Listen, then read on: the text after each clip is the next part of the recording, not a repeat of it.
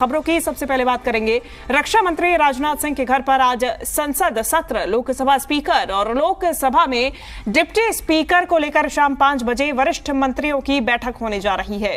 BJP ने NDA के सहयोगी और विपक्षी दलों के साथ लोकसभा स्पीकर और डिप्टी स्पीकर पर आम सहमति बनाने की जिम्मेदारी रक्षा मंत्री राजनाथ सिंह को दी है।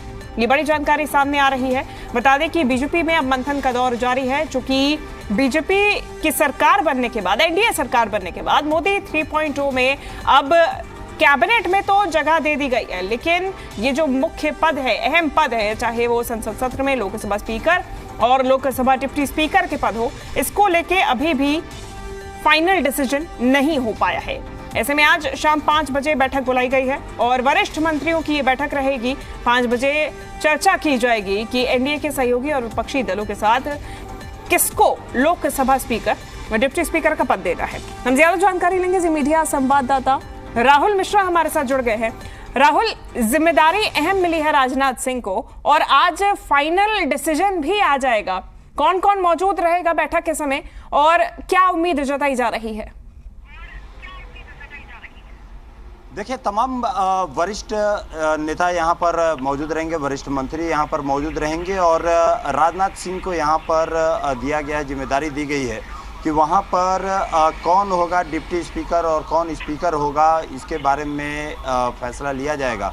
आपने देखा ही होगा कि स्पीकर के पद पे पहले ओम बिरला यहाँ पर थे। अब उसमें देखना होगा कि अब की बार किसे चुन करके किसे यहाँ पर बनाया जाता है, स्पीकर बनाया जाता है, इसका इंतज़ार होगा। लेकिन एक बड़ी जिम्मेदारी यहाँ पर राजनाथ सिंह को दिया गया है। तमाम बड़े नेता वहाँ पर मौजूद रहेंगे। और एक और चीज़ आपने देखा होगा कि जिस तरीके से जब एनडीए की तरफ से, एनडीए में खास तौर पे टीडीपी की तरफ से ये बात कही गई थी कि स्पीकर का पद उन्हें देने के लिए, बात जो हमें सोर्सेज से जानकारी मिली थी कि स्पीकर पद के लिए यहाँ पर टीडीपी ने कहा था, लेकिन बीजेपी ने साफ अपने पास उसको रखने की बात कही थी। तो अब देखना ये होगा कि आखिर में कौन बनेगा, स्पीकर बनेगा, उसका अब इंतज़ार रहेगा किसको यहाँ पर स्पीकर बनाया जाता है। आज उस पर से फैसला आ जाता है। फिर दूसरी बात यदि कहा जाए डिप्टी स्पीकर के पद पे आखिर में किसको रखा जाएगा, उसका इंतज़ार करना होगा।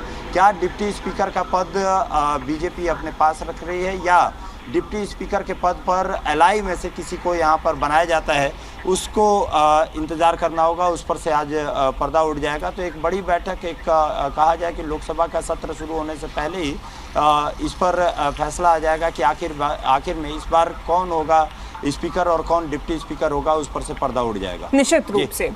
दूसरी तरफ अगर हम राहुल दो तरीके से इसे देखें, आज सबसे पहले तो कौन कौन बीजेपी की तरफ से राजनाथ सिंह के अलावा इस बैठक में मौजूद रहेगा और राजनाथ सिंह को ये बड़ी जिम्मेदारी है, तो आगे और भी जिम्मेदारियों की उम्मीद कर सकते हैं राजनाथ सिंह?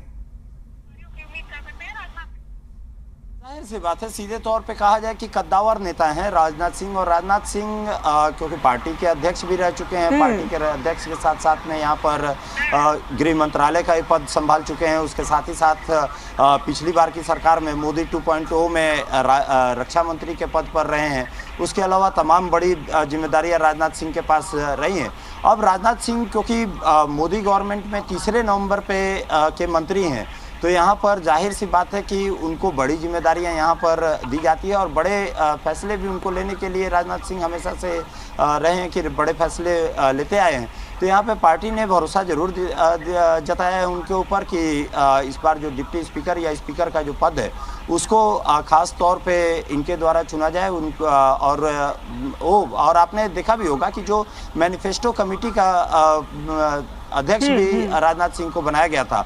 मैनिफेस्टो जो पूरा का पूरा जो डेवलप किया गया था और राजनाथ सिंह की अध्यक्षता में यहाँ पर डेवलप किया गया था, जो मोदी गवर्नमेंट की जो गारंटी थी उसको डेवलप किया गया था। तो ये खास तौर पे कहा जाए कि राजनाथ सिंह को बड़ी जिम्मेदारियां मिलती रही हैं। कद्दावर नेता हैं राजनाथ सिंह, पुराने परिपक्व नेता हैं। पार्टी उन पे हमेशा से ही भरोसा देती आई है, चाहे वो अध्यक्ष पद के तौर पे रहा हो या मंत्रियों के लिस्ट में रहे हो या अब ये कहा जाए कि तमाम चयन प्रक्रियाओं से लेकर के और उसके साथ ही साथ आप देखें चयन प्रक्रियाओं के साथ साथ यहाँ पर मैनिफेस्टो बनाने की भी प्रक्रिया हो। ये सभी बड़े पद इनको दिए जाते हैं और ये इसमें भी दिया जाए तो कोई बड़ी हैरानी की बात नहीं मानी जाती। बिल्कुल, रणनीतिकार हैं बीजेपी के, कद्दावर हैं।